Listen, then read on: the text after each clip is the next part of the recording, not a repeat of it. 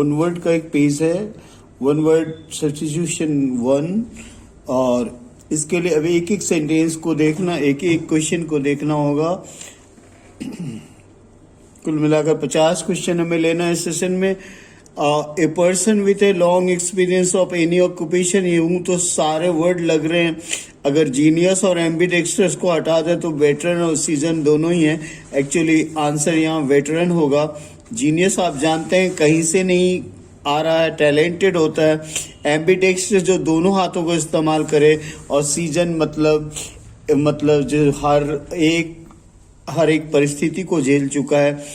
Words written on tomb, that is epitaph. आप लोगों में से जिन लोगों ने क्लास 12 में इंग्लिश पढ़ा होगा, वहां एक कविता का नाम था एपिटाफ। आइए, इसके साथ आने वाले वर्ड सॉलिलॉकी अकेले में बोला गया स्टेटमेंट होता है, और इफिटेट विशेषण होता है जो हम किसी के लिए यूज करते हैं, इस्तेमाल करते हैं। आइए 3 नंबर में स्टील्थली डन लेते हैं। इसमें डिवियस आएगा नहीं, सेक्रेटली हार्म करता है। नेफारियस विकेड है। विलेनियस जो अंदर से बुरी भावना वाला है। और एक सरप्टियस है जो कि इस आंसर के ऑप्शन के लायक है, इसलिए 3 नंबर उठाते हैं।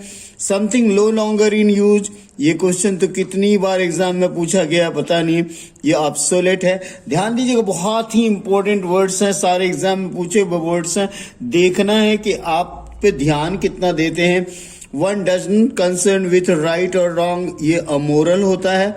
बाकी सब शब्द कहीं से मेल नहीं खाते हैं। ए पर्सन हु ओपोजेस वॉर और use of military, that is what, दूसरे शब्दों में शांति प्रिय, इसको पैसिफिस्ट कहते हैं।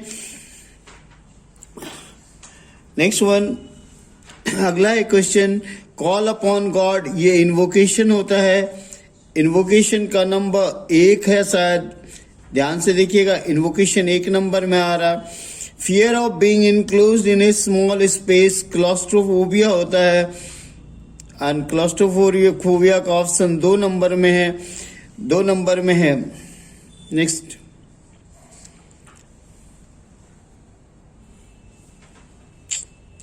One who has become independent on something, बहुत द ड्रग्स, इसको एडिक्ट कहते हैं। Succession of rulers, that is dynasty, इसको हिंदी में वंश कहा जाता है। Could cut something into 2 pieces, that is severe, 2 number लेंगे इसके लिए। और आइए 12 नंबर में 12 का आंसर 4 होगा, plaque. Act of making somebody deceiving somebody in order to make money, that is, इस पर्टिकुलर वर्ड फ्रॉड जा रहा है हमारे साथ। Well, a short poem or speech addressed to the spectators after the conclusion of a drama.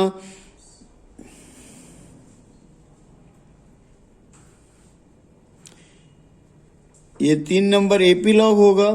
अगर introduction की बात होती तो ये प्रोलॉग होता, पर ये कंप्लीशन की बात है। Capable of being understood in 2 ways, 2 or more than 2 ways, ये एम्बिगुअस होता है, और शायद ऑप्शन नंबर 2 हमारे साथ जा रहा है। Next one, a person who is unable to pay his डेब्ट, ये इंसॉल्वेंट होता है। जानते हैं आप कि इंसॉल्वेंट होता है। लेंडर मतलब उधार देने वाला होता है। बैंकर कर्ज देने वाला होता है। बैंकर जो बैंक का काम करता है। सॉल्वेंट मतलब जो अपना कर्ज अदा कर सकता है। Anything which is no longer in use, देखिए फिर से आ गया ऑब्सोलेट। नंबर 2 आंसर बिना ऑप्शन पे माथा पच्ची किए टिक कीजिए। A person coming to a foreign land, something capable of being done, that is feasible, give and receive mutually, that is reciprocate.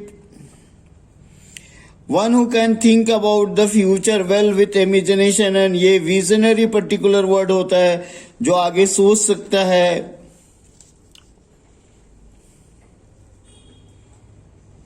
A doctor who treats the children, paediatrician, एक number tick कीजिए इसको। One who studies Alexandrine, that is cephalologist.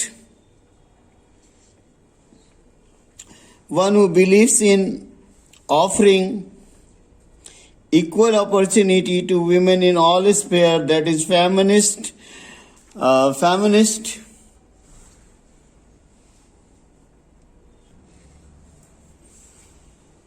Hello. Well, question number 26, killing of a king, that is killing of a child, that is filicide। यहाँ filicide नहीं है, इसलिए हम infanticide के साथ जा सकते हैं। art of good eating, that is gourmet। one who is indifferent to pleasure or pain, इसमें देखिए सारे वर्ड अलग हैं पर एक स्टोइक है। स्टाइलिस्ट आप जानते हैं क्योंकि आप सब स्टाइलिस्ट होते हैं। सिनिक, जो सब्जेक्ट पर डाउट करे, और psychic is related to soul, और ये कह सकते हैं कि वो दिमाग से जुड़ा प्रॉब्लम है। Lasting only for a moment, स्पष्ट है मोमेंट्री होगा। To seize control of a vehicle in order to force it to go somewhere, ये हाईजैक कहलाता है। One who goes to settle in another country, हाँ यही है, देखो one who goes to settle in another country, ये I वाला है ना। One who hates mankind, misanthrope, साफ है। देखो लव आया तो फिलो और हेट आया तो मिसो, और belonging to all part of the world, cosmopolitan, ऐसे भी कॉस्मोस का मतलब यूनिवर्स होता है, आप स्पष्ट रूप से दे सकते हैं। One walks on a rope, that is funambulist. The study and origin and the history of the words is etymology.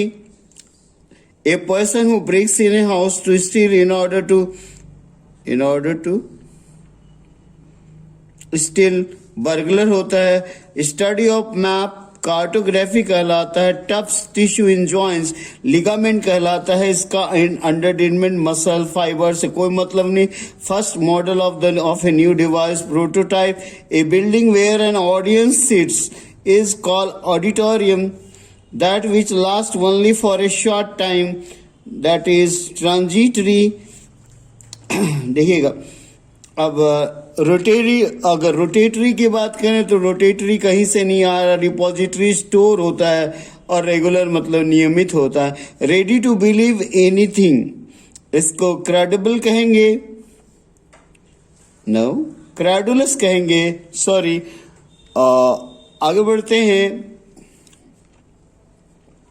A 4-footed animal, बिना सोचे बिना कुछ झिझक के हम क्वाड्रप्ट के साथ जाएंगे। ए person who believes in total abolition of war, pacifist होगा, कहीं ढूंढिए अपने आप मिल जाएगा। कांस्टेंट एफर्ट, परजर्वेंस होता है, लगातार मेहनत करते रहना। One who collects coin, that is numismatist. A system of government which is one political party, that is totalitarian. Well, custom and beliefs of a particular group, that is Moors. A body of persons appointed to hear, that is clear है, jury होगा। Indifference to pleasure or pain, stoicism होता है। Concluding part of a literary work, that is epilogue होगा, एक number होगा, क्योंकि bibliography, सोलोलॉकी और last word से हमारा एपिसोड से कोई रिश्ता होता नहीं है। One is beyond reform, incorrigible होता है, 2 नंबर जिसे सुधारा ना सके। और साइंस ऑफ डिजीज, हालांकि यहाँ पर दो ही ऑप्शन है, लेकिन हम समझौता कर सकते हैं क्योंकि एग्जैक्ट हैं। इस तरह इस सेशन में हमने 53 वर्ड्स लिए। आप अगर प्रयास करेंगे तो ऐसे हजारों वर्ड्स आपके प्रैक्टिस के लिए आता रहेगा। Now rest is up to you. देखिए, अगर अच्छा लगे